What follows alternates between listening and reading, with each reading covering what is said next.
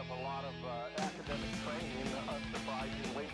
I earned my undergraduate degree in philosophy at Princeton. I took a commission in the Marine Corps and served 4 years as an artillery officer, a series commander, and a regimental administrative officer.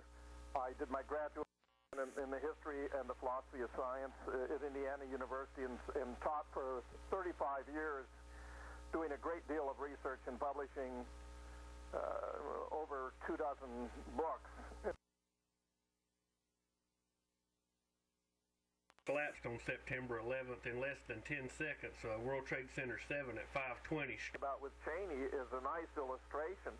The estimates have it that if there's an attack on the Iranian nuclear facility, it will bring about the death of 1 million Iranians right off the bat, and that the exposure to contamination spread across Afghanistan, Pakistan, and India, and bring about the deaths of some 35 million more from radiation exposure.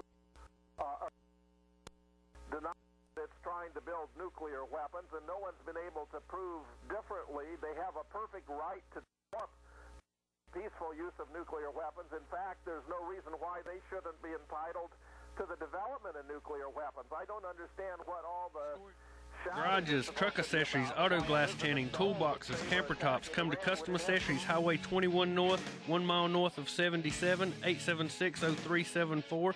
And also, we make signs, banners, vehicle lettering, custom graphics. So that's Custom Accessories, your one-stop custom shop. Custom Accessories is a proud sponsor of the Real News Radio with Barron every Saturday morning at 11 here on 1400, 1520 WSIC. If it did, it would face national annihilation. So it could only use them defensively so that an enemy who might attack them would know that it, too, would pay a price. It's as though we have learned nothing from the 20th century when the doctrine of mutually assured destruction kept the United States and the Soviet Union from obliterating one another, because each knew if it attacked first, it would nevertheless face nuclear annihilation. Both sides knew it, so we had a standoff. Well, why should Israel be so excited if Iran gets a bomb? And yet Israel has been, for a very long time, it appears, engaged in undermining Iranian efforts to develop nuclear weapons. I find the whole thing tragic, and that the policy adopted by the administration is incredibly stupid. I mean, if you want to bring about, the greatest act of mass murder in world history and have that, a blot on the history of the United States forever, then that's where they're headed. But there's actually no justification for this. Bush has sent an enormous, formidable naval armada toward Iran. The claim is they're going to use it to bring about a blockade to deprive the Iranians from access to benzene, which it needs to do this process of purification of uranium to make it bring about weapons grade. But blockades are acts of war. And frankly, if we were to impose a blockade, strike us first. Strike us first. We're joined today by James Fetzer, professor at University of Minnesota. I want to thank you for joining us on the Real News today. To begin, just tell us a little bit about yourself, and when did you begin to question the official story of 9/11? Well, my background is one of a lot of academic training, unsurprisingly. I earned my undergraduate degree in philosophy at Princeton. I took a commission in the Marine Corps and served 4 years as an artillery officer, a series commander, and a regimental administrative officer. I did my graduate work then in the history and the philosophy of science at Indiana University and taught for 35 years, doing a great deal of research and publishing over 24 books. Many of our listeners are probably unaware that a third building collapsed on September 11th in less than 10 seconds. World Trade Center 7 at 5:20, straight down.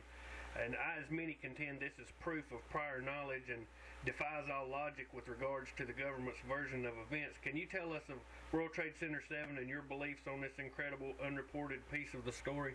Yes, absolutely. There are many fascinating aspects about Building 7. It was an extremely well-constructed building. In my opinion, it may be one of the most robust buildings ever erected in the history of structural engineering, because it was put up over two enormous electrical generators providing electricity to lower Manhattan. Even in the case of the Twin Towers, the principal support beams were, although as much as 4 or 5 inches thick, were hollowed out at the center. In the case of Building 7, however, they were solid beams. It was a 47-story building, 20 or 30 floors of which were purchased by Solomon Brothers, and because they weren't happy with the design, they actually reconstructed a building inside the building. It was that solid in its construction. Now, 2 or 3 interesting events occurred before the Building 7 collapsed at 5:20 in the afternoon in about 6.5 seconds, which took the form of a classic controlled demolition. You get explosions at the base working their way up, then you see the whole building collapse. All the floors are moving at the same time. You see this little indentation from the left of the building in most of the films, showing a main support column has been blown out slightly early, so that if the building is going to tend to collapse one way or another, it'll tend to collapse into itself, into its own foundation. Around late that afternoon, Larry Silverstein, who owned the World Trade Center, had a conversation with someone he referred to as the fire commander, but there's a verbal pause when he describes this, and it was recorded by public broadcasting, so we have videotape of it, saying that there's been so much death and destruction, perhaps the best thing to do is to pull the building. And he says they made the decision to pull, and we watched it come down. Now, talking about pulling the building is a phrase that's used in construction for bringing a building down by a controlled demolition. So that's very suggestive and remarkable, and of course implies that the building was rigged to be blown in advance. Otherwise, you couldn't possibly, offer that suggestion and have it happen in such a remarkably short period of time.